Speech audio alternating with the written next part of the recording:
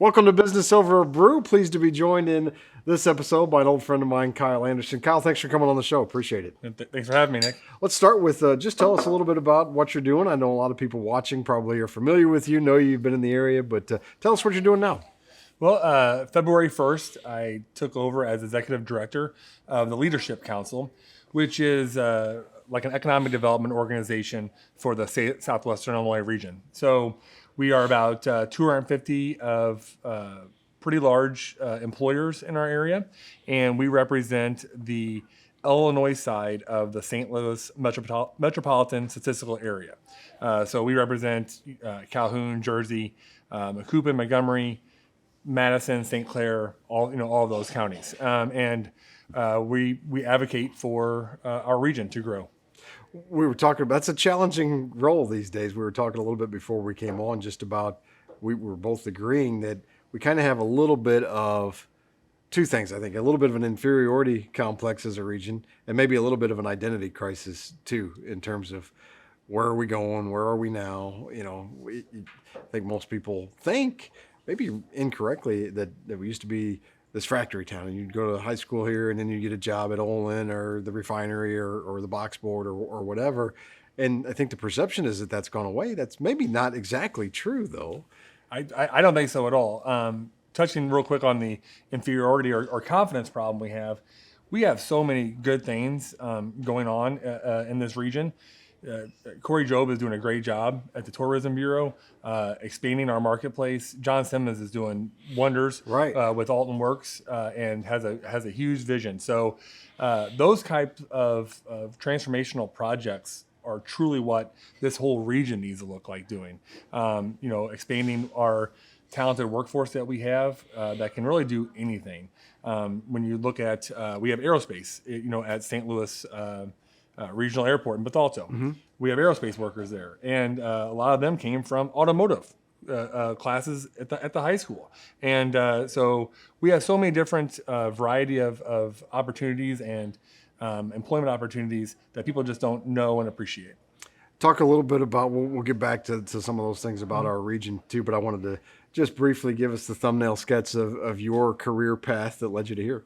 Okay, so I was born and raised in Wood River. Went to East Alton Wood River High School. Oilers. Graduated from SIUE. Go Cougars. And then I got a job in the Illinois General Assembly, where I was a legislative aide. Worked on legislation and things like that, and worked staff committees up there in Springfield. Then I went to work for the Illinois Department of Transportation, where I worked in Collinsville as assistant to regional engineer, basically, helping in all aspects of IDOT, where I eventually became the statewide director of communications. And I had an office in Chicago, Springfield, and Collinsville. I help oversee the public outreach. One of my big projects was the stand span, the new bridge. I helped oversee the public relations aspect of that project until I was appointed recorder of deeds. I lost that race in 2010 and found a great family in the realtor family.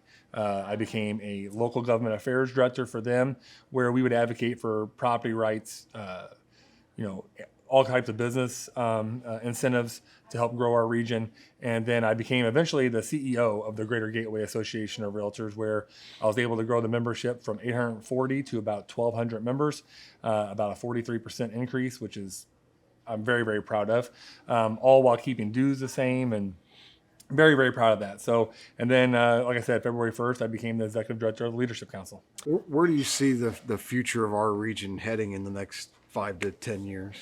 I think the whole country, with everything going on, in the world, can maybe look to be a little bit more locally built. So there's legislation right now about trying to incentivize the development and creation of microchips in Illinois. Mm-hmm. That type of thinking may help jumpstart us, and be less reliant upon foreign-made products to drive our cars and everything like that. So anything we can do to maybe create some versatility in our job demand, as far as like what kind of jobs are out there. And I think we're doing that. St. Louis is doing a great job with like the T-Rex and the Cortex hub. That they're really pushing. BioSTL is doing some amazing things. I think we could expand on that as on this side of the river. That goes back to the whole let's dream big and do some big things. They're envisioning it, doing a great job. They're becoming a geospatial hub with the NGA, the National Geospatial Administration, building in North County. And so I think there's some unlimited opportunities associated with that as well. A lot of times I see attempts maybe at more home run hitting on the part of not any specific municipalities, but government officials to try to bring XYZ big company to town. And that's great. That can be good for your region. How do you tie that in with what I think is really the backbone of most communities, and that's smaller businesses that employ 10 to 50 people?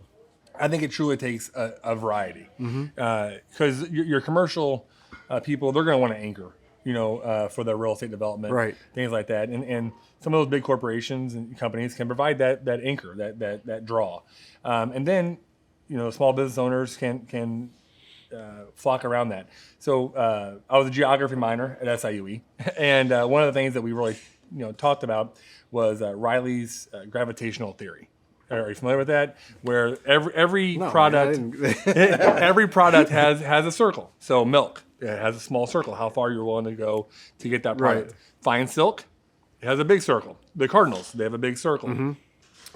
So the variety of businesses, having a big chain directly, I think, can help impact the smaller businesses being able to thrive around those in circumstances, certain instances. Not always. I think Right. Small businesses are a big driving factor, especially of a downtown. I think cities like Alton, Eversville, Belleville, they're doing some amazing things with their downtowns. Are there models, other communities in other parts of the country that you guys look to try to pattern ourselves after? I think the biggest thing in economic development right now is workforce. Okay. That's the key. Workforce development. So I strongly encourage all of our educational institutions, high schools, colleges, to keep a focus on that career education, trying to make those connections early on the variety of careers that are out there and budding, in the future, 5-10 years down the road. There's the job force and the job demand is going to be much different than it is today. Dayton, Ohio is doing a great job. I just read an article about them, and a lot of the programming they have and the synergy they have between their education institutions and the employers is huge, and that's one thing that the Leadership Council is going to continue to work on, building that synergy between our employers, our manufacturers, and our educational institutions to make sure that we are preparing a workforce for the future. Yeah, and that's interesting because I think you and I were growing up and going through high school, and maybe this is just my perception, but it felt like that we tried to really push and still trying to push it to some extent. And not that there's anything wrong with this track. Go to high school, go to college, get a job. That's the path that I think if you asked most high school students, what are you going to do? That's kind of the answer. But I think maybe we're doing a little bit of a disservice to them because that's not the answer for everybody. I think you're right. Just like I grew up roofing.